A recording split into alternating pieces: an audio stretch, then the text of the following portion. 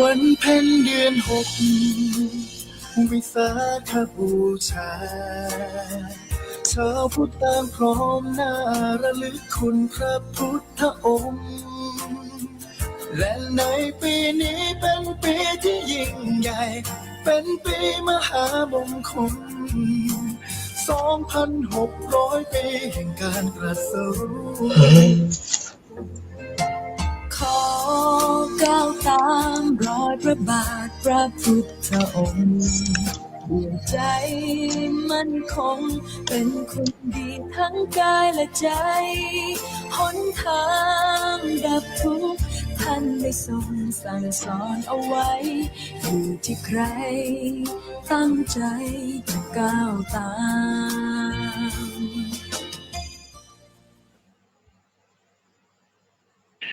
ขอน้อมต่อพระรัตนตรัยกราบคารวะพระเถระเถระทุกท่านทุกรูปกราบคารวะอาจารย์พระครูเกษมกิจโสพลบวรในการสถานีกราบคารวะอาจารย์พระครูปริยัติยานุการดร.รองเจ้าคณะอำเภอเขมราชขอความเจริญในธรรมแก่เพื่อนสหธรรมิกทั้งหลายเจริญพรญาติโยมสาธุชนทั้งหลายทุกท่านทุกคนที่ติดตามรับฟังรายการธรรมศึกษาบูรณาการทางอากาศที่สถานีวิทยุวัดพิษโสภารามตำบลแก้งเหนืออำเภอเขมราชจังหวัดอุบลราชธานีเป็นประจำทุกวันจันทร์อังคารพุธพฤหัสศุกร์ตั้งแต่เวลา 20:00 นจนถึง 3:00 นในรายการนี้มีกับผมปัตมภาพระครูศรีสุตลังการพร้อมทั้งพระอาจารย์พระครูปริยัติยานุการมาทำหน้าที่ในการดำเนินรายการเป็นประจำในเวลา 20:00 นในเบื้องต้นขออนุโมทนาขอบคุณญาติโยมแฟนรายการทุกท่านทุกคนที่มีอุปการะคุณให้การอุปถัมภ์ทางสถานีวิทยุอุปถัมภ์กองทุนนุนกองธรรมอุปถัมภ์บาทออมบุญอุปถัมภ์ค่ากระแสไฟฟ้ารายเดือนรายปีเป็นประจำนอกจากนั้นแล้วยังมีให้การอุปถัมภ์การศึกษาเราเรียนทั้งนักธรรมบาลีปริยัติสามัญอุปถัมภ์งานการประพฤติปฏิบัติทั้งสมถะภาวนาและวิปัสสนาภาวนาอุปถัมภ์งานการเผยแผ่งานก่อสร้างสาธารณูปการและงานทั่วไปทุกบุญที่เกิดขึ้นจากการให้ทำเป็นทานขอมอบเป็นพรให้ญาติโยมญาติธรรมทุกท่านทุกคนที่มีอุปการะคุณได้มีสุขภาพกายใจแข็งแรงปราศจากโรคภัยไข้เจ็บมีอายุมั่นขวัญยืนและความสมบูรณ์ไปด้วยโภคทรัพย์สมบัติบริวารสมบัติธรรมสมบัติเจริญในทานศีลภาวนาสำเร็จผลในสิ่งที่ตั้งใจปรารถนาด้วยกันจงทุกท่านทุกคนก่อนที่พูดคุยหยังก็นั่นก็พบกับผู้ร่วมรายการอีกท่านหนึ่งขอกราบเมตตาครับผมขอน้อมพระรัตนตรัยกราบคารวะพระเถรานุเถระกราบคารวะพระอาจารย์พระครูเกษมกิจโสพลผู้อำนวยการสถานีวิทยุวัดพิษโสภารามคารวะพระอาจารย์พระครูศรีสุตาลังการเจ้าคณะอำเภอเขมราชขอความสุขความเจริญจะมีแก่แฟนรายการธรรมบูรณาการทางอากาศทุกท่านทุกคนที่อยู่ทั้งบ้านกับผมปัตมภาพพระครูปริยัติยานุการก็เข้าร่วมรายการเพื่อจะนำสาระธรรมะมาสนทนาพบปะพูดคุยกับผู้ฟังเป็นอันดับต่อไปครับผมครับผมในมื้อนี้เป็นวันพฤหัสที่ 4 เดือนมิถุนายนพุทธศักราช 2569ก่อนจะเข้ารายการก็ไปฟังสวดพระอภิธรรมเพื่ออุทิศบุญให้กับหลวงปู่ไขที่วัดสมพลวัดป่าสมพลหรือว่าวัดนางามคือทางคณะสงฆ์อำเภอเขมราชได้เสียพระคือหลวงปู่ที่เพิ่นชื่อว่าหลวงปู่ไขแล้วก็มีหลวงปู่ไขเดี๋ยวเบิ่งนามฉายากันหลวงปู่ไขธรรมทโรอายุ87ปีพรรษา6อยู่ที่ปักสงฆ์ศรีสมพลบ้านนางามตำบลคำป้อมได้มรณภาพไปเมื่อวานด้วยโรคลำไส้ทะลุทางญาติโยมบ้านนางามก็จึงได้จัดพิธีกรรมสวดอภิธรรมอยู่คืนนี้เป็นคืนแรก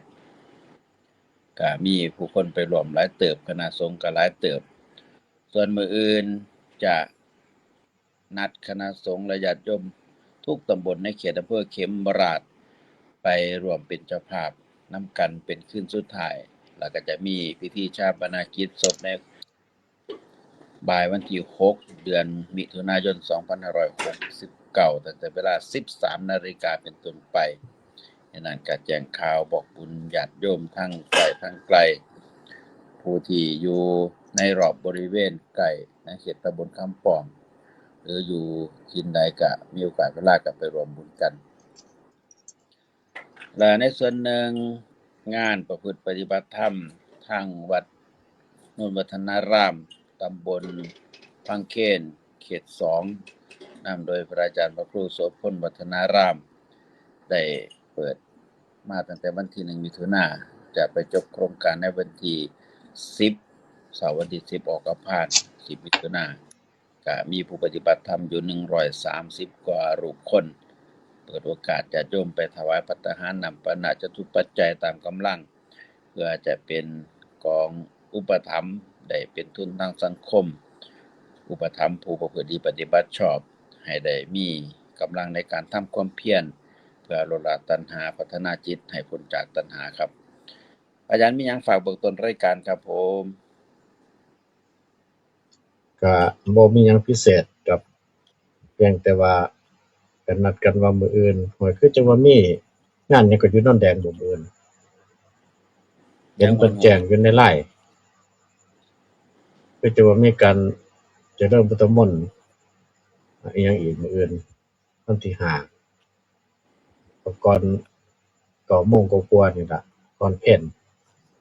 เห็นเพิ่นแจ้งนะเห็นเพิ่นแจ้งมาในรายการเบิ่งแล้วว่ามันมื้ออื่นอยู่คือสิบ่พลาดก็คืออันนี้เพิ่นเห็นเพิ่นแจ้งขึ้นมานะครับผมก็บ่ได้แต่ว่ามีรายชื่อผู้ไปเจริญพุทธมนต์รายชื่อผู้ไปร่วมอยู่ในหั้นอันก็เบิ่งแล้วคือสิแม่นอยู่ดอกครับเบิ่งแล้ว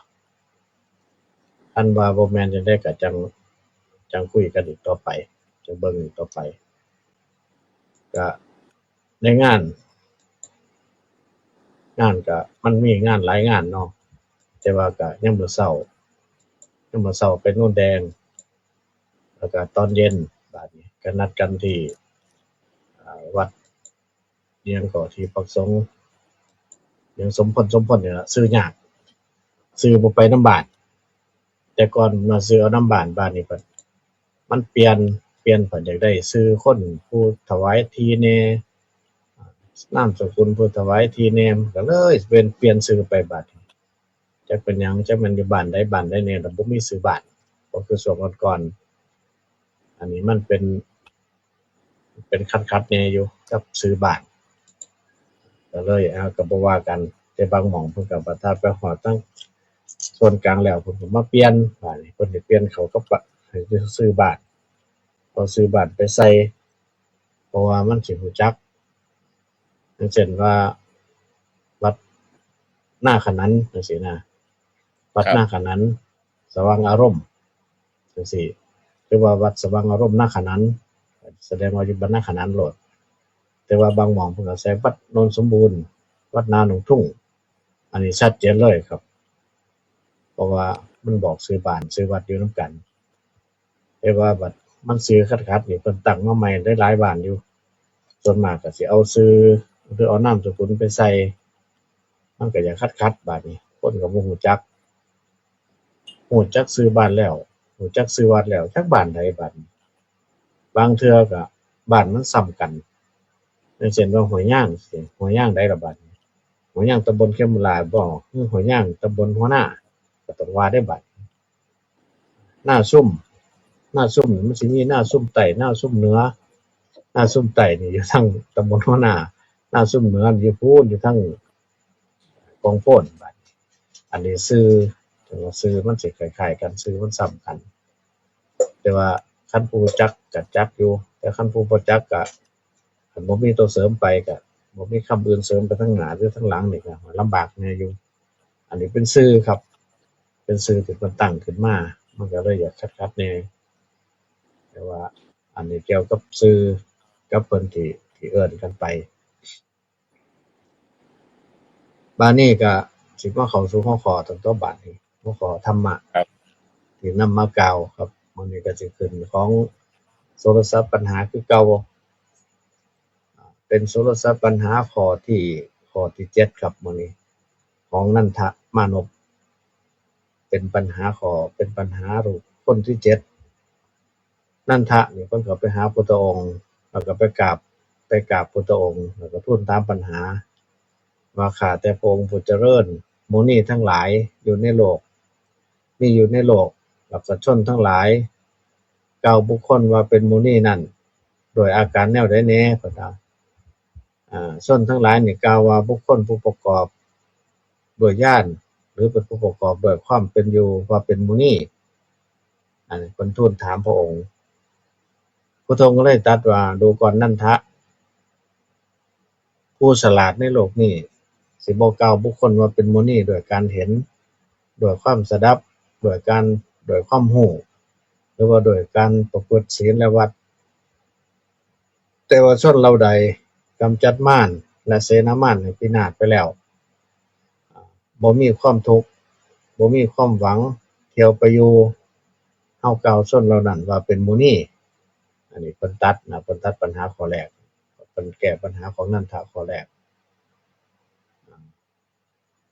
เฮาสิกล่าวไปเท่าน้อยเนาะมื้อนี้เอาไปกล่าวเป็นหัวข้อไปในข้อที่1ครับในข้อที่1เนี่ยเพิ่นว่า ครับ นันทมานพนี่ถามว่าคำว่าหมู่นี้ทั้งหลายนี่อยู่ในโลกที่มีอยู่ในโลกนี้เพิ่นว่าคนทั้งหลายนี่กล่าวว่าหมู่นี้เป็นผู้นั้นเป็นหมู่นี้ผู้นี้เป็นหมู่นี้ด้วยอาการแนวใดแหน่เพิ่นถามพุทธองค์บางเทื่อก็เพิ่นว่าบุคคลประกอบด้วยญาณหรือประกอบด้วยความเห็นว่าเป็นหมู่นี้ก็ได้พระองค์จึงได้กล่าวว่าหมู่นี้เนี่ยเพิ่นบ่ได้บอกว่าบุคคลกล่าวเป็นหมู่นี้ด้วยความเห็นหรือด้วยความสดับเห็นได้ยินแล้วก็ความรู้แล้วก็ด้วยวัดด้วยศีลด้วยวัด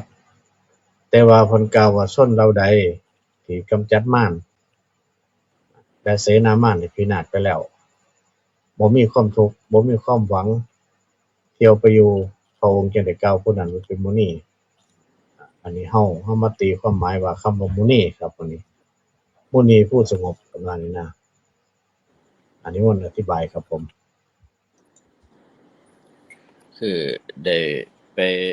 ท่องบาลีไวยากรณ์มุนิโยมุนีนะฮะ ครับ ผู้สงบคือการคือคำว่ามุนีคือว่าเป็นการไปผู้เดียว ในส่วนใดที่จะเฮ็ดให้เกิดการละว่างละอารมณ์ละรูปเสียงกลิ่นรสก็ไปที่เพียงผู้เดียวแล้วก็ไปทำสมาธิอยู่เพียงผู้เดียวก็เลยเอิ้นมุนีที่นี่ในการปฏิบัติในขณะที่ปฏิบัติใหม่ๆนี่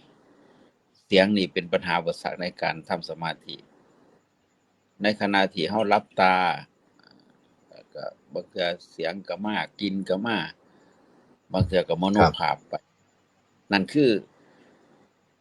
จึงหาสถานที่เพื่อปลีกวิเวกหมู่นี้จึงมักจะไปอยู่ป่าผู้เดียวอยู่ในถ้ำในเหวนี่คือเป็นการได้ให้สงัดกายก่อนต่อไปบัดนี้เมื่อทำสมาธิได้หนักแน่นแน่วแน่เสมอภาคแล้วสมดุลแล้ว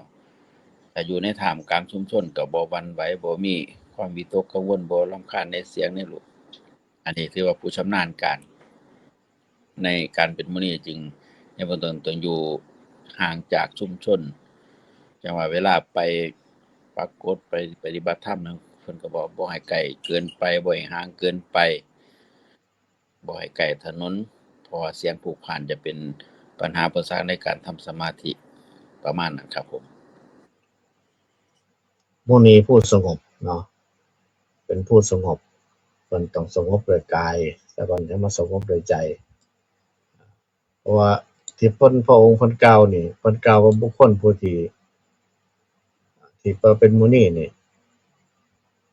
เพิ่นว่าเป็นผู้ที่กำจัดมารแล้วก็เสนามารให้พินาศไปบ่มีความทุกข์แล้วก็บ่มีความหวัง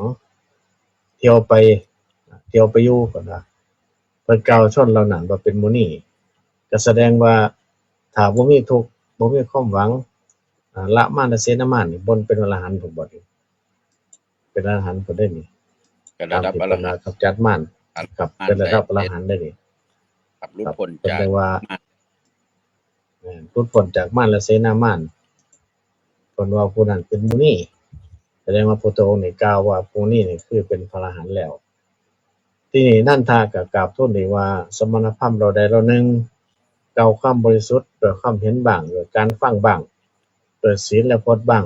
ด้วยมงคลตื่นข่าวเป็นอันมากบ้างข้าแต่พระองค์ข้าแต่พระผู้มีพระภาคผู้นิรทุกข์สมณพราหมณ์เหล่านั้นประพฤติอยู่ในทิฏฐิของตนนั้นตามที่เห็นว่าเป็นเครื่องบริสุทธิ์ข้ามพ้นชาติชราได้อยู่บ่พุ่นน่ะคือเฮ็ดทำตามความคิดเห็นของเจ้าของเลยนะพระองค์เลยบอกว่าพระองค์ตรัสว่าดูก่อนนันทะสมณพราหมณ์เราใดเราหนึ่งกล่าวความบริสุทธิ์ด้วยความเห็นบ้างด้วยการฟังบ้างด้วยศีลและพจน์บ้างด้วยมงคลตึงข่าวเป็นอันมากบ้างสมณพราหมณ์เหล่านั้น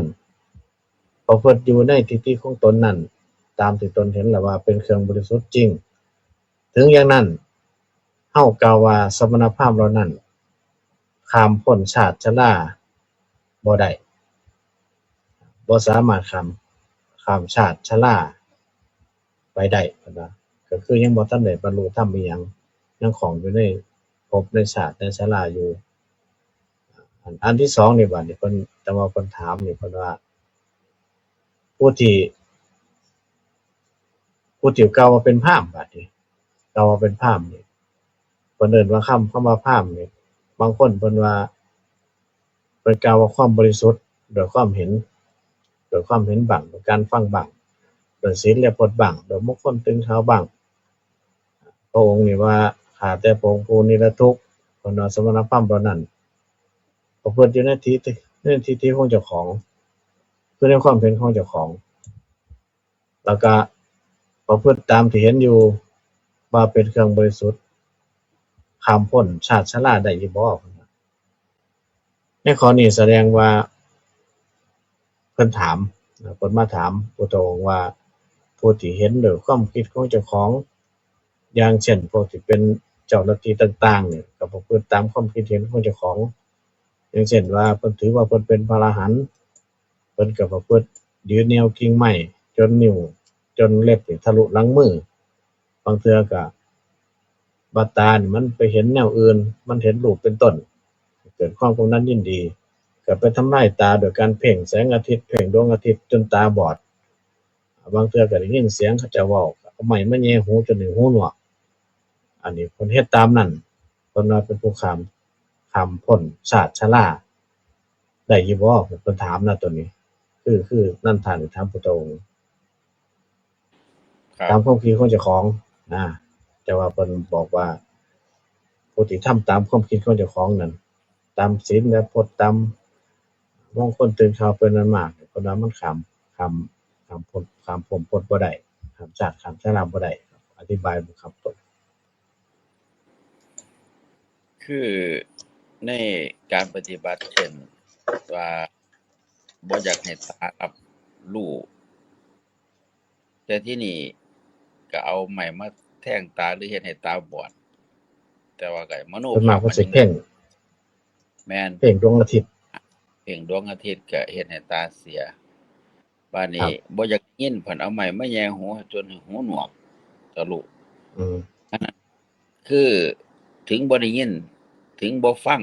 แต่ก็ได้ยินเพราะว่ามันเป็นมโนเสียงที่เคยได้ยินมาก็มาก้องอยู่ในหูเก่านั่นเป็นความอยากก็วิธีการมีคือเก่าที่บ่ถูกต้องครับแต่ตามหลักทางพุทธศาสนาพุทธองค์เพิ่นจะให้เอาตัวสตินี่เป็นตัวกั้นถ้าหากว่าไปเฮ็ดให้ตาบอดแล้วเฮ็ดให้หูหนวกแล้วเสียองค์ประกอบมันก็เฮ็ดให้การทำความเพียรก็ลำบากเพิ่มขึ้นสิ่งที่ปิดกั้นได้ดีที่สุดคือบางเทื่อบ่ได้เบิ่งแต่เห็นบ่ฟังแต่ได้ยินพอมโนภาพไปจินตครับนาการสิเก่าสู่สติบ่ได้ตัวสตินี่เฮาสามารถที่จะปิดกั้นโดยการรับรู้ แล้วก็ปล่อยวางหรือว่ากำหนดว่ารู้เนาะรู้นั่นเห็น แต่จะบ่ปล่อยใจให้เกิดยินดีพอใจบ่พอใจ อันนี้เท่ากับว่าสติแทนที่ดวงอาทิตย์ที่มันเฮ็ดตาบอดบ่ต้องเฮ็ดให้ตาบอดหลักทางพุทธศาสนาพุทธองค์บอกว่าบ่ต้องเฮ็ดให้ตาบอดหูคือกันบ่ต้องแท่งให้หูหนวกใช้สติเป็นตัวกันสตินี่สุดยอดแห่งเครื่องกั้นเสียงรูปกันเสียงกันกลิ่นกันรสได้เพราะว่าตัวจิตถ้ามีสติควบคุมอยู่นี่จะบ่ปรุงแต่งไปถึงความพอใจบ่พอใจนี่ก็คือเป็นวิธีกันแล้วก็จะนำไปสู่การหลุดพ้นได้อันนี้เพราะว่ามันเป็นตัวกันด้วยสติและสามารถระงับตัณหาได้แต่ตาบอดเนี่ยมันระงับตัณหาบ่ได้เด้ครับหูหนวกก็ระงับตัณหาบ่ได้อันนี้คือจึงเป็นว่าเพิ่นเอาความเห็นเพิ่นมานำเสนอถามพุทธองค์ก็จะแก้วิธีแก้ครับผม ครับพอต่อไปบัดนันทะก็กราบทูลพระองค์อีกว่าข้าแต่พระองค์ผู้เจริญสมณพราหมณ์เราใดเราหนึ่งกล่าวความบริสุทธิ์โดยการเห็นบังโดยการฟังบังโดยศีลและโพธิบังโดยมงคลตื่นข่าวเป็นอันมากบังข้าแต่พระองค์ผู้เป็นมุนีพระองค์ถ้าพระองค์ตรัสว่าสมณพราหมณ์เหล่านั้นขามโอคะบ่ได้แล้วข้าแต่พระองค์ผู้เจริญผู้นิรทุกข์เมื่อเป็นจังซั่นบัดผู้ใดในโลกและโลกผู้ใดในเทวโลกและโลกมนุษย์นี่ข้ามพ้นชาติข้ามพ้นชาติชราไปได้เพิ่นว่าเพิ่นถามข้าแต่พระองค์ผู้เจริญข้าพระองค์ขอทูลถามพระองค์ว่าขอพระองค์จงตรัสบอกความข้อนั้นแก่ข้าพระองค์เถิดพระองค์ก็เลยตรัสอีกว่านนทะดูก่อนนันทะเฮาบ่ได้กล่าวว่าสมณพราหมณ์ทั้งหมดอันชาติชราหุ้มห่อไว้แต่เฮากล่าวว่าคนเหล่าใดในโลกนี้ละเสียซึ่งรูปที่ได้เห็นแล้วก็ดีละเสียงที่ได้ฟังแล้วก็ดีละอารมณ์ที่ได้ทราบแล้วก็ดีละเสียแม้กระทั่งศีลและพจน์ทั้งหมดแล้วก็ละเสียซึ่งมงคลตื่นข่าวเป็นอันมากทั้งหมดก็ดีกำหนดรู้ตัณหาแล้วเป็นผู้หาอาสวะบ่ได้คนเหล่านั้นเฮาคนเหล่านั้นข้ามโอคะได้แล้วเพิ่นว่าเพิ่นตัดแก่ตัณหะครับ ครับ คือเพิ่นผู้หนึ่งชัดเจน เพิ่นก็ถามมาว่าในมนุษย์โลกและเทวโลกนี่นะ คือพระองค์ตอบชัดเจน คือการกำหนดหรือว่าการระงับนี่มันระงับอยู่ที่ตัณหา ในความคิดของจิตก็บ่สามารถจะห้ามได้ แต่ว่าสามารถมีสติในการระงับตัณหาคือความพอใจบ่พอใจได้ปรุงแต่งตามปกติคิดตามปกติแต่ว่าบ่ให้ตัณหามาเป็นตัวการในการบัญชาหรือว่าไม่มาเป็นตัวชักนำจิตนี่เป็นวิธีการที่จะนำไปสู่ข้ามพ้นแห่งทุรกันดารวัฏสงสารจะได้เป็นมุนีที่สงบโดยการขาดตัณหาใดในขณะที่ระงับตัณหาใดก็สงบระดับหนึ่งแต่ตัวขาดตัณหาใดเนี่ยสงบแบบถาวรนี่คือจังเรียกว่าข้ามโอคะวัฏสงสารใดครับ ในตัวนี้ในข้อนี้เพิ่นบอกว่าละหมดทุกอย่างเลยตัวนี้ละชาติชราก็คือผู้มีชาติชราหุ้มไว้แล้วแล้วก็กล่าวว่าคนผู้นี้ผู้ละเสียซึ่งรูปที่ได้เห็นแล้วเสียงที่ได้เห็นแล้วอารมณ์ที่ได้ทราบแล้วแล้วก็แม้แต่ศีลและพจน์ทั้งหมดละเสียซึ่งมงคลตื่นข่าวอันมากทั้งหมดแล้วบัดต่อไปก็คือกำหนดรู้ตัณหาบัดนี้เป็นผู้หาอาสวะบ่ได้ตัวนี้แหละตัวสำคัญคำว่าหาอาสวะมิได้เบิดละตัณหาบัดนี้เป็นผู้ละเบิดตัณหาความหมายที่พระองค์บอกว่าละชรามรณะใดมันเกิดจากว่าทำลายตัณหาได้ปุ๊บขั้นต่อไปก็คือว่าการจะไปเกิดอีกมันจะบ่มีอีก พิ่นก็เลยว่าเท่ากับว่าละความเกิดความแก่ความเจ็บความตายได้สิ่งทั้งหลายทั้งปวงที่เคยยึดมั่นศีลพจน์เคยประพฤติเพื่ออยากได้นู่นได้นี่ตามกำลังของตัณหาก็จบลงเพราะว่าตัวที่ชักนำคือตัณหาเป็นตัวการมันตายแล้วอันนี้คือความหมายของเพิ่นครับแล้วก็เพิ่นกล่าวสรรเสริญบัดนี้กล่าวสรรเสริญพระองค์ว่าข้าแต่พระโคดมข้าพระองค์ยินดียิ่งซึ่งพระดำรัสของพระองค์ผู้แสวงหาคุณนั้นใหญ่แล้วก็ธรรมอันบ่มีอุปธิพระองค์ทรงแสดงชอบแล้วแม้ข้าพระองค์ก็กล่าวว่าคนเราใดในโลกนี้ละเสียซึ่งรูปที่ได้เห็นแล้วก็ดีเสียงที่ได้ฟังแล้วก็ดีอารมณ์ที่ได้ทราบแล้วก็ดีละแม่ศีลและแม้แต่ศีลและพจน์ทั้งหมดก็ดีละมงคลตื่นข่าวทั้งหมดก็ดีแล้วก็กำหนดหูตัณหาแล้วเป็นผู้หาอาสวะบ่ได้ข้าพระองค์เข้าใจว่าคนเหล่านั้นข้ามโอคะได้แล้วนะตามเพิ่นเข้าใจนะอันนี้คือเพิ่นฮู้เพิ่นเห็นแล้วเพิ่นว่าคนเราที่กล่าวมานี่ล่ะละอารมณ์ละเสียงละหยังแล้วนี่เพิ่นว่าเป็นผู้ที่ข้ามโอคะไปแล้วข้ามโอคะได้แล้วอันนี้คือเพิ่นสนับสนุนตัดคำพระดำรัสของพระพุทธองค์แล้วก็เพิ่นก็บรรลุธรรมไปครับนันทะต่อมาบาดก็เป็นผู้ที่8ครับบัดเหมกะนี่ก็เมื่อนันทะออกไปแล้วเหมกะก็เข้าไปกราบทูลองค์สมเด็จพระสัมมาสัมพุทธเจ้า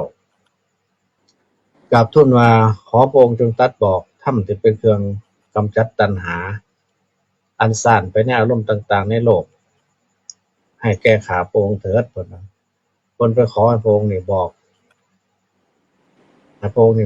ธรรมเป็นเครื่องกั้นตัณหาเกิดเครื่องกำจัดตัณหาที่มันซ่านไปในอารมณ์ต่างๆในโลกให้แก่เพิ่นเพิ่นว่าพระองค์เลยตรัสว่าดูก่อนเหมกะชนเราใดเราหนึ่งผู้ใดฮู้ถึงบทคือนิพพานอันบ่แปรผันที่บรรเทาฉันทราคะในรูปที่เห็นได้แล้วในรูปที่เห็นแล้วในเสียงที่ฟังแล้วแล้วก็ในสิ่งที่ทราบแล้วอันน่ารักในที่นี้เป็นผู้มีสติมีธรรมอันเห็นแล้วดับกิเลสได้แล้วชนเหล่านั้นสงบระงับแล้วมีสติข้ามตัณหาอันสั่นเป็นรูปต่างๆในโลกแล้วคนแก่เพิ่นก็เว้าง่ายๆอันนี้คนแก่เว้าง่ายๆเลยว่าผู้ใดก็ตามถ้าว่าฮู้ถึงบทก็คือนิพพานหรือว่าอันบ่แปรผันเป็นที่บรรเทาฉันทราคะในรูปแสงสีรสต่างๆนั่นล่ะเพิ่นว่าผู้นี้กำจัดกิเลสได้แล้วชนเหล่านั้นคือเป็นผู้ข้ามตัณหาแล้วก็อันสั่นเป็นรูปต่างๆในโลกนี้แล้วตัวนี้เพิ่นบ่ได้ตัดหยังหลายเพิ่นบ่ได้ถามหยังหลายนะถามข้อเดียวถามคือบอกธรรมให้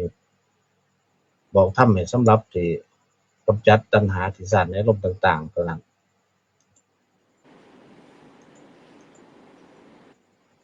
เห็นว่าการที่ถามน้อยเดียวครับตัวนี้เพิ่นว่าธรรมที่ซ่านไปในอารมณ์ต่างๆนิมนต์เสริมครับผมครับ คือในตัวพื้นฐานของจิตถ้ายังมีตัณหาอยู่ก็ซ่านไปในอารมณ์ต่างๆโดยบ่ฮู้ว่าวิธีการกำจัดหรือหยุดความซ่านนั้นบ่ฮู้วิธีจั่งใดแต่ที่นี่พระองค์ก็แก้โดยว่าคันผู้ฮู้บทของนิพพานคือการหยุดการดับการระงับเท่านั้นถึงจะหยุดการซ่านไปในอารมณ์ของตัณหาต่างๆได้คือกันกับอันไฟตราบใดที่ยังมีเชื้อมียางอยู่มันก็ยังลุกบัดเพิ่นก็เลยบอกว่าถ้ารู้วิธีดับหรือถ้าดับตัวเชื้อตัวยางแล้วก็บ่มี การสานหรือไฟก็บ่ลุกไปตามกระแสของลมอันนี้อุปมาเพิ่มเติมเพื่อความเข้าใจว่าพระพุทธองค์ต้องการอยากให้ผู้ที่อารมณ์สานไปในตัณหานั้นรู้จักระงับครับเป็นพระอรหันต์อริยบุคคลถึงขั้นพระนิพพานแล้วตัณหาก็ระงับทั้งหมดทั้งปวงอยู่ที่ว่าเฮ็ดจังได๋สิจัดการของตัณหาได้เพราะตัวตัณหาเป็นตัวนำเฮ็ดให้สานไปในอารมณ์ครับผม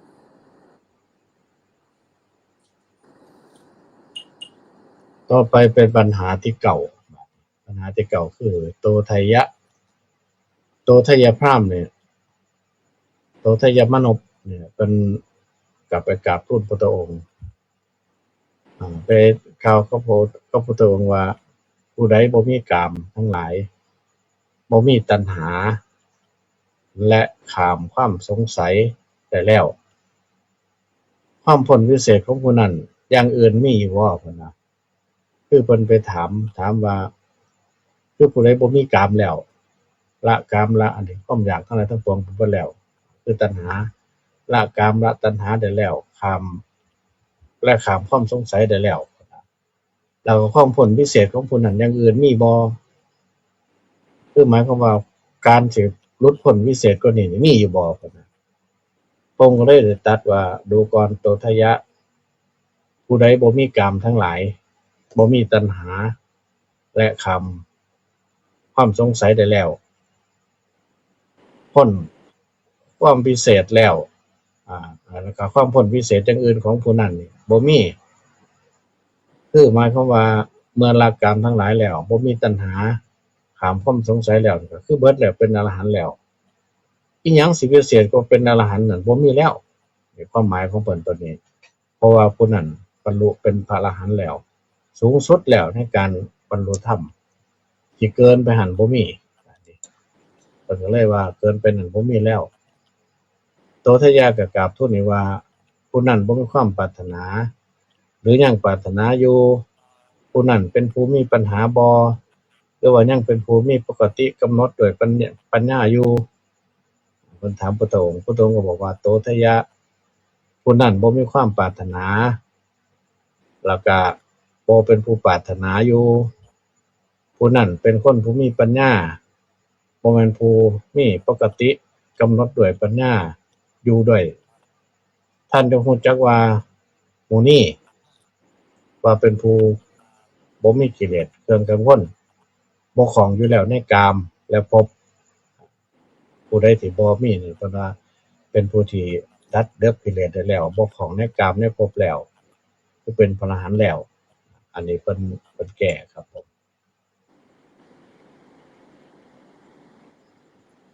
นิมนต์ตัวเพิ่นแก้นำเลยครับครับคือความหมายของตัวทัยยะถามว่าหยังก็คนพลกรรมนะครับคนพลกรรมทั้งหลายบ่มีตัณหาข้ามพ้นแล้วเพิ่นว่าความพ้นพิเศษแนวอื่นนี่สิมีบ่กว่าพระอรหันต์นี่น่ะสิมีบ่เพิ่นว่าครับคือในถึงขั้นว่าละกามได้นี่ต้องเป็นระดับขั้นพระอนาคามี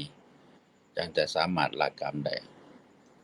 แต่ก็สูงไปกว่าหั้นก็เป็นพระอรหันต์แต่ว่าถึงขั้นกามได้นี่ก็ถือว่าสุดยอดแล้วที่นี่ความหมายของตัวสัญญาณน่าจะบอกว่าอย่างอื่นถ้าพ้นจากกามแล้วอย่างอื่นยังต้องทำความเพียรเพื่อละอีกได้อยู่บ่อีกบ่จังซี่นะอันนี้คือในการละตัวกามนี่ถือว่าเป็นตัวหนึ่งที่ทำลายความกำหนัดยินดีก็เท่ากับว่าการบรรเทาความกำหนัดถึงขนาดว่าตัดความกำหนัดยินดีได้แล้วตัวตัณหาเบิดไปแล้วก็บ่ต้องไปทำความเพียรเพื่อละอีกแล้วตัวแสดงว่าตัวตัณหาตายเบิดแล้วครับคำถามของเพิ่นนี่คล้ายๆว่าเพิ่นถามความพิเศษกว่าการบรรลุธรรมครับเพราะว่าอย่างเพิ่นว่าโตทัยยะเพิ่นไปทูลถามว่าผู้บ่มีความปรารถนาหรือว่ายังปรารถนาอยู่ผู้นั้นเป็นผู้มีปัญญาหรือว่าเป็นผู้มีปกติกำหนดด้วยปัญญาพุ่นน่ะ แต่ว่าพระองค์ตรัสว่าบุคคลผู้นั้นบ่มีความปรารถนาและบ่มีความและบ่เป็นผู้อยู่ด้วยกันปรารถนาผู้นั้นเป็นคนมีปัญญาบ่แม่นผู้มีปกติกำหนดด้วยปัญญาอยู่ด้วยแล้วก็ท่านจงรู้ว่าผู้นั้นเป็นผู้บ่มีกิเลสเครื่องกังวลบ่คล้องอยู่ในกามแล้วก็ภพอันนี้เพิ่นคือเพิ่นตัดไปเพิ่นว่าผู้ใดสิอยู่จั่งซี้แล้วนี่สิบ่อยู่ในกามและภพก็คือต้องเป็นผู้ที่จั่งใดก็คือพ้นเป็นอริยบุคคลแล้วตัวนี้แต่ตัวหนึ่งบาดนี้คำว่ากามเนาะกามเป็นความใคร่ก็คืออาจารย์ผู้ว่าเนี่ยนะคันเป็นอนาคามีก็เบิดไปแล้วไปเป็นพรหมบาดนี้แต่ว่าก็คันว่าผู้พ้นวิเศษสิมีสองอย่างคันว่าผู้ที่พ้นวิเศษถ้าได้เป็นอนาคามีแล้วก็ยังต้องมีต่อไปอยู่เพราะว่าบ่ถึงที่สุดแต่ว่าถ้าถึงที่สุดก็คือกำจัดกิเลสเพิ่นว่าตัวคนมีสุดท้ายลงมาเพิ่นว่ากำจัดกิเลสได้แล้วคนนั้นจังข้ามภพข้ามชาติได้จังแปลว่าเป็นพระอรหันต์ ครับ เพิ่นก็ถามแล้วก็จบกับบัดนี้ต่อไปก็คือกัปปะมานพบทที่10ครับกัปปะมานพนี่ทูลถามปัญหาทูลถามพระองค์ว่าข้าแต่พระองค์ผู้เจริญขอพระองค์จงตรัสบอกซึ่งธรรมที่เป็นที่พึ่งของชนทั้งหลายผู้อันชราและมรณะครอบงำดุจที่พึ่งของคนทั้งหลายผู้อยู่ในท่ามกลางสาครเมื่อคืนเกิดแล้วมีภัยใหญ่ฉะนั้นก็คือหมายความว่าผู้อยู่ในสาครก็คือในมหาสมุทรนี่ล่ะเมื่อเกิดขึ้นใหญ่มันก็สิมีภัยมานะเพิ่นว่าขอให้พระองค์นี่ตรัสบอกธรรมเป็นที่พึ่ง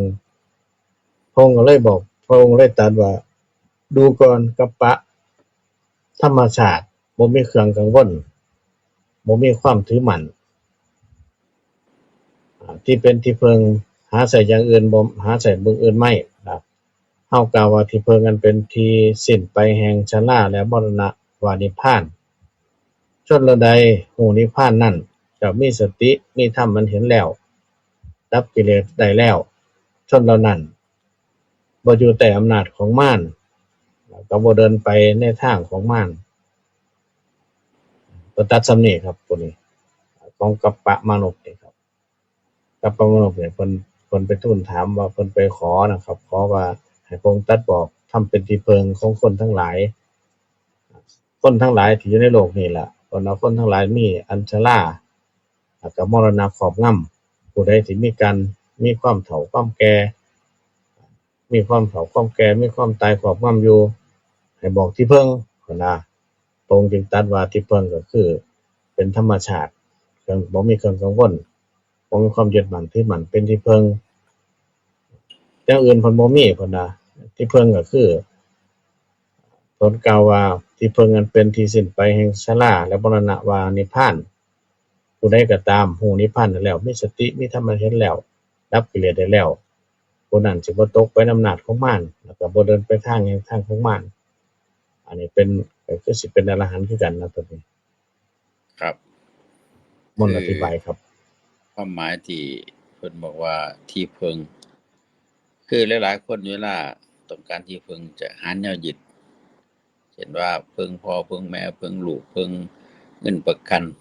อันนั้นคือเป็นที่พึ่งทั้งโลกแต่ ครับ ที่พึ่งทั้งนี่สิต่างกันกับทั้งโลกนี่คนละฟ้ากับดินคือบ่ต้องยึดหยังแม้แต่กายนี่ก็บ่ให้ยึดให้ติดนั่นคือเป็นการสลัดอารมณ์เพื่อบ่ให้มีเครื่องข้องบ่ให้มีเครื่องยึดบ่ให้มีเครื่องติดเพราะว่าการยึดการติดจะนำไปสู่การเวียนว่ายตายเกิดอีกเพิ่นยังบอกว่าให้สลัดถ้าเฮาสลัดแม้แต่อารมณ์ทั้งหลายทั้งปวงแม้แต่กายนี่ก็ยังบ่ห่วงบ่ยึดบ่ติดนี่นั่นล่ะคือความปลอดภัยจิตจะเป็นอิสระจะบ่ตกไปสู่ฝ่ายต่ำจิตจะพ้นจากตัณหานี่คือที่พึ่งที่ปลอดภัยที่สุดก็คือการบ่ยึดบ่ติด ครับ หลายคนที่เวลาจะตาย จะมีความวิตกกังวลห่วงลูกห่วงหลานห่วงทรัพย์สมบัติห่วงแม้แต่กับร่างกายนี่ล่ะทั้งที่เจ็บจนเวทนาจะทนบ่ไหวแล้วแต่ว่าก็ยังเป็นห่วงอยู่พอมีผู้ลูกหลานไปบอกว่าอย่าห่วงร่างกายนี่ป๋าไว้เนี่ยลูกหลานสิจัดการเมียนศพให้ดอกปล่อยวางเอาแต่ใจไปว่าถึงพอมีผู้แนะนำก็จึงสามารถปล่อยวางแล้วก็ตายไป อันนี้คือมันก็เป็นหลักการที่พุทธองค์เพิ่นแนะนำว่า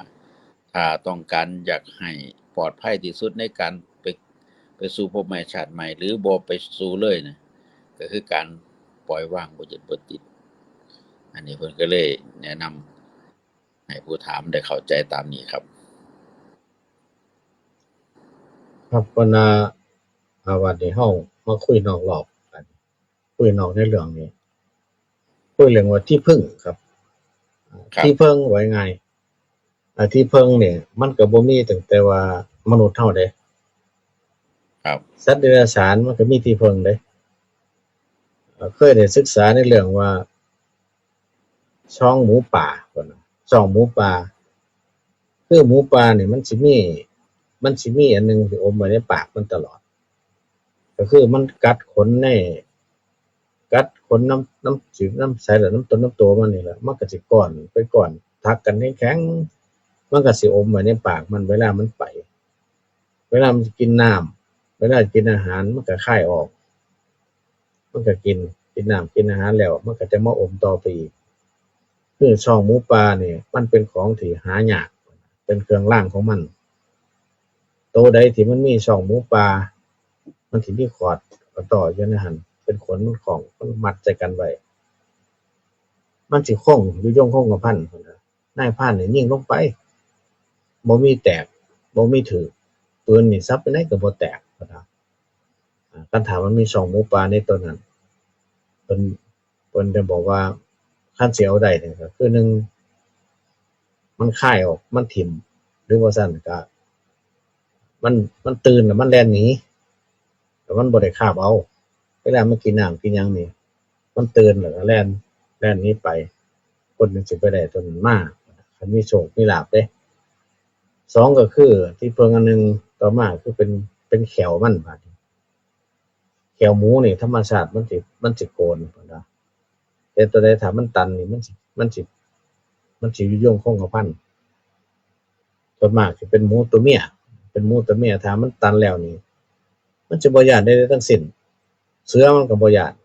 คนมันก็สิไปยิงมันก็ยิงบ่ได้ลูกน้องมันเป็น50-60ตัวนี่มันแล่นป้องหนีเข้าป่ามันย่างเฉยพุ่นน่ะ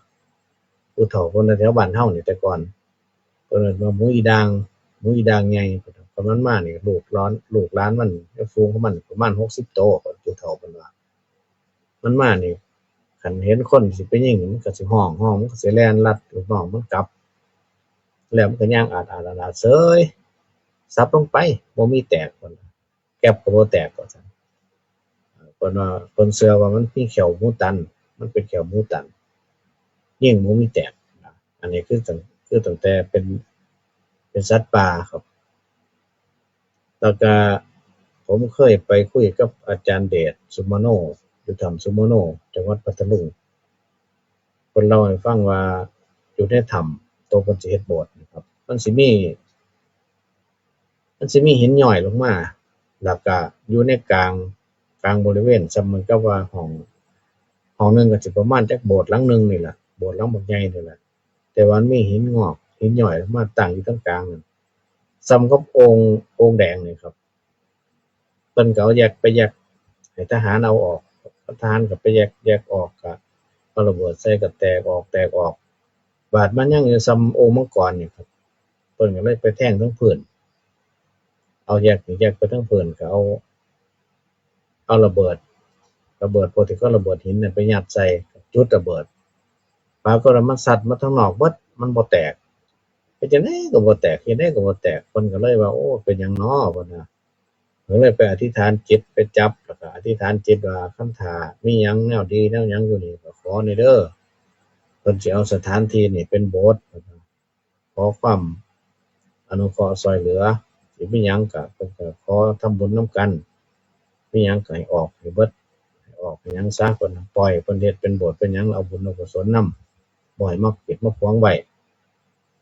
เสร็จแล้วเขาเจ้าเอาระเบิดใส่บัดนี้ระเบิดใส่มันแตกออกขึ้นกับพา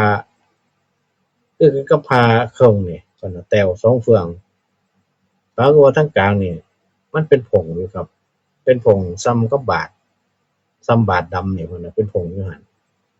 แล้วก็มีเขียวหมูนี่คู่หนึงอยู่ในหั่นในกวนนั่นเพิ่นก็เลยทำพิธีเอาผ้ามาห่อเอาผ้ามาห่อพรมน้ำมนต์ใส่ก็ไปไว้ให้ผู้บูชาเพิ่นก็เลยมาคิดว่าโอ้ยขนาดเขาเป็นสัตว์เดรัจฉานแขวของสัตว์เดรัจฉานแท้ๆแขวหมูแท้ๆมันยังมีอิทธิฤทธิ์มีอานุภาพเฮ็ดจั่งใดก็บ่แตกจนว่าเพิ่นขออธิษฐานขอบัดนี้คนก็มาไผก็มาเบิ่งไผก็มาเบิ่งหลังจากนั้นมาก็มีทั้งเฒ่าแก่ทั้งผู้เก็บเพิ่นว่าเอารถแทรกเตอร์มาเพื่อมาปราบมาขุดถ้ำมากลถ้ำขุดถ้ำเพิ่นถ้ำเพิ่นใหญ่ถ้ำสุมโนนี่ขุดเอารถขุดออกเสร็จแล้วเขาสิกลับเพิ่นว่าเพิ่นก็เลยเอาแขวนั้นให้เขาเจ้าให้เป็นของขวัญเขาเจ้าเขาเจ้าก็ได้แขวเมื่อเพิ่นว่าอันนี้คือเพิ่นมาคิดว่าเครื่องรางของขลังเป็นที่พึ่งของเขาของสัตว์เดรัจฉานนะแต่ว่าคนเฮานี่ก็เอามาใส่ก็ได้คือกันอันนี้เป็นแขวหมูตันมันเป็นสิ่งที่มีฤทธิ์มีเดชเพิ่นเห็นเพิ่นพ้อกับโตเพิ่นเล่าสู่ฟังแล้วก็เพิ่นให้เอาให้โยมเข้าไปเพิ่นก็บ่ได้เอาไว้เพราะว่าสมณคุณเขาเจ้าที่เขาเจ้ามาเฮ็ดอันให้เฮ็ดขุดถ้ำให้อันนี้เป็นเพียงแต่ว่าความขลังของเขาซึ่งเขาเป็นสัตว์เดรัจฉานถ้าเป็นช้างหรือเป็นพวกต่างๆนี่เขาสิมีแนวของเขาคือกันเป็นช้างก็สิมีพวกง่าเป็นพวกง่าพวกหยังนี่บางเทื่อบางทีนี่มันสิตายเพิ่นว่าช้างมันสิตายนี่คันมันสิให้คนมันก็ไปเสียบไปนำพวกจอมปลวกแหน่ต้นไม้แหน่บางเทื่อก็เป็นง่าเป็นอิหยังมันหักมันแตกมันส้นกันเป็นง่ากระเด็นหยังต่างๆนี่เพิ่นว่ามันถือว่าเป็นของขลังครับพวกนี้แต่ว่าก็จะขลังบ่ขลังล่ะแต่เพิ่นก็ถือว่าเป็นของขลังเอาเป็นวัตถุมงคลได้อันนี้คือสัตว์เดรัจฉานแต่มนุษย์เฮาบัดนี้เพิ่นก็มีว่าเครื่องที่เฮาเป็นที่พึ่งของเฮานี่บางเทื่อก็ถ้าเป็นความเชื่อก็สิเป็นพระพุทธพระธรรมพระสงฆ์คุณพ่อคุณแม่หยังไปนี่แต่ถ้าเป็นวัตถุมงคลมันหลากหลายเด้อบัดนี้มีหลายแนวแฮงจักเป็นพืชแหน่จักเป็นพวกอักขระเลขยันต์แหน่จักเป็นวัตถุมงคลแหน่อย่างพวกเพิ่นว่าเป็นทหารนี่ผู้ใดก็ตามสิขาดบ่ได้คือผ้าถุงของแม่เขาเจ้าสิเอาไปนำครับบางคนก็ใส่ในหมวกบางคนก็มัดใส่แขนบางคนก็ห้อยใส่คอสิมีแทบทุกคนครับผ้าถุงแม่นี่เพราะว่าถือเป็นวัตถุมงคลบางคนเอาไปแล้วก็บ่จักเป็นวัตถุมงคลอย่างอื่นบางคนก็จักเอาไปก็บ่จักเอาดินหยังใส่หัวไว้อธิษฐานไว้อยู่รอดปลอดภัยพุ่นน่ะอันนั้นคือเป็นเครื่องรางของขลังเป็นที่พึ่งชนิดหนึ่งอันนี้นอกรอบครับผม ครับผม นอก เหลื ร อ อบ เวลาอีกครับผมครับเปิดโอกาสญาติโยมญาติธรรมเป็นรายการเติมเต็มทักทายทางรายการได้ในช่วงท้ายรายการเนื้อหาสาระอาจจะฟังยากโดยว่าเป็นธรรมะชั้นสูงถึงการสิ้นไปของตัณหาเข้าถึงการลดไปสิ้นไปกิเลสสร้างที่พึ่งก็คือการบ่ไปยึดปิดติดก็แล้วแต่เป็นทางที่จะนำไปสู่ความเบาความว่างได้นำมากล่าวในรายการญาติโยมท่านใดมีข้อสงสัยหรือจะทักถามรายการก็เชิญทักถามได้ไม่ว่าในเวลาที่เหลืออยู่ก็ยังพอมีให้เติมเต็มอย่างคืนก่อนก็มีญาติโยมทักทายเข้ามาหลายแต่มื้อนี้มานำกันทั้งสองรูปแต่ว่าเสียงมื้อนี้น่าจะดี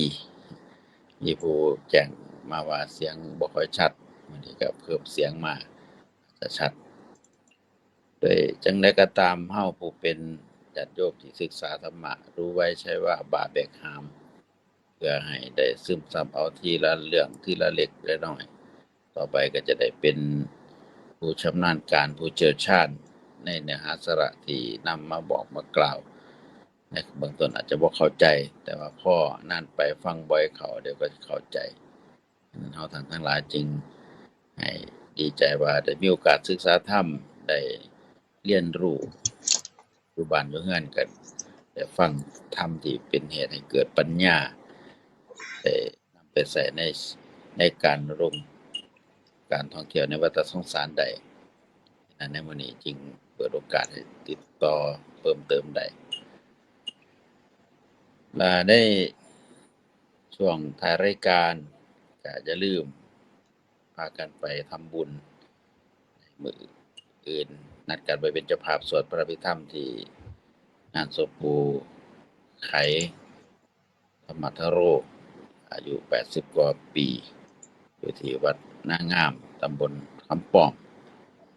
ไปเป็นการพิจารณาไปศึกษาสัจธรรมไปซึมซับเอาส่วนที่เป็นอสุภสัญญาจะเฮ็ดให้เป็นอุปนิสัยเหมือนยสะที่ได้บรรลุธรรมย้อนอาศัยจากบุญเก่าที่เคยได้จัดงานศพนี่เฮาก็เห็นแล้วว่าคุณค่าของการไปงานแบบนี้มันเกิดขึ้นทางใจ เฮาจังสิบ่ได้ยึดติดบ่ได้คล้องในรูปเสียงกลิ่นรสโผฏฐัพพะธรรมารมณ์เท่ากับว่าไปทำบุญเพื่อสร้างที่พึ่งให้กับตัวเองนี่จึงแจ้งข่าวบอกข่าวมาช่วงท้ายรายการเวลาสิเบิดพระอาจารย์มีหยังฝากต่อรายการครับ เอาเป็นมื้ออื่นครับจะมาคุยกันคำถามมีเวลาร่วมกันครับผมครับขอบคุณพระอาจารย์ปริยัติยานุการกราบขอบคุณพระอาจารย์พระครูเกษมปิโสพลที่เมตตาดูแลภาพและเสียงทางสถานีอนุโมทนาขอบคุณญาติโยมแฟนรายการทุกท่านทุกคนที่ติดตามรับฟังรายการทุกๆบุญที่เกิดขึ้นจากการให้ทำเป็นทานมอบเป็นพรให้ทุกท่านทุกคนมีสติสมาธิปัญญาปรารถนาแต่ให้สำเร็จในทุกสถานในการทุกเมื่อตลอดไปโดยการจงทุกท่านทุกคนเทินขอเจริญพร